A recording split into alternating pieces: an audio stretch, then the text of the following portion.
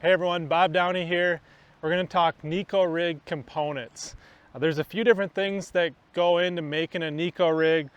First of all, you got your hook, and there's two different styles that I primarily use. One is just an open hook. This is a #1 VMC Neko hook.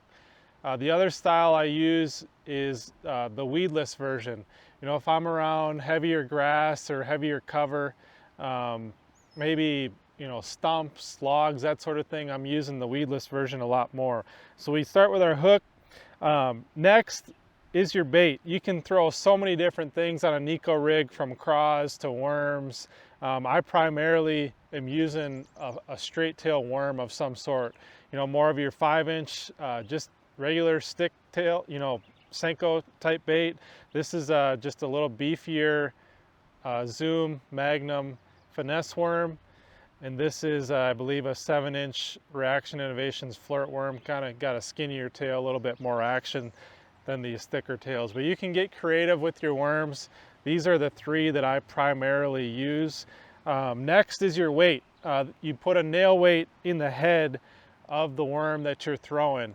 Vary your weight depending on the depth that you're fishing. You're going to throw, your smaller weights in shallower water.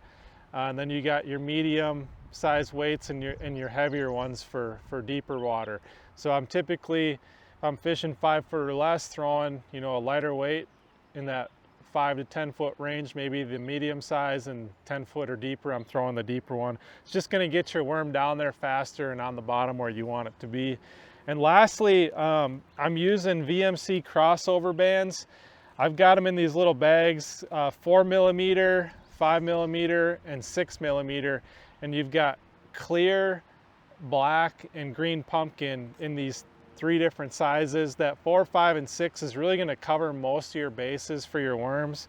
Nice thing about those crossover bands, you can rig it wacky style and Neko style. And what I mean by that is you can rig it parallel with the worm or crossways on the worm. So you take your wacky rig tool. We'll just rig up a Neko Rig real quick. You take the tool, put the band over the worm, slide it off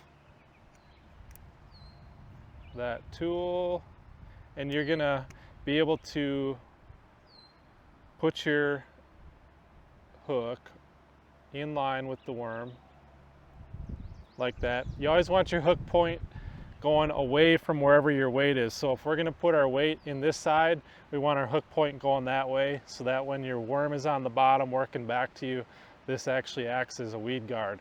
And then to put the nail weight in, you simply insert it into the head of the worm.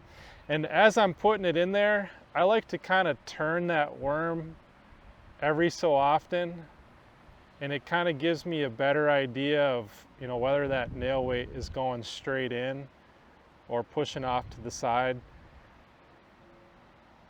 And you kind of get it past, right about to flush with that tip of the worm there. And there you have it. There's a Neko Rig setup, tied on to 8, 10, 12 pound fluorocarbon line. And you can work that bait shallow, medium, and deep ranges, and it's a really deadly finesse technique. And you need a few different components to it, but once you get them, it's a pretty simple bait to fish. Throw it out, let it hit the bottom, work it back. It's a fish catcher.